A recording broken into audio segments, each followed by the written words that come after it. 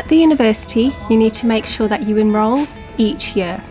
So when you first get your CAS and your eVision tasks become available, you need to ensure that you log in and complete all of your online enrolment tasks.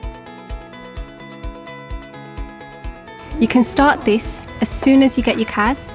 You can be in your home country and you can start the tasks before you travel.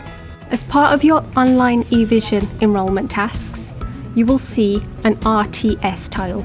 This is your right to study tile, where you'll be asked to upload your passport, visa, share code and flight evidence, and any visa related documents.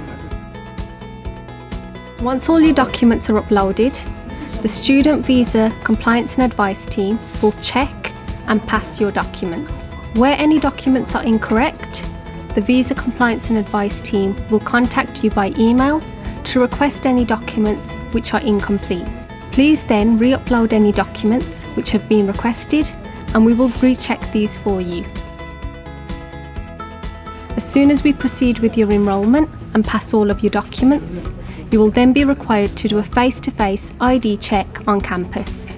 You will receive a message to visit the Ask team on campus, and you can bring along your passport and complete your ID check in person.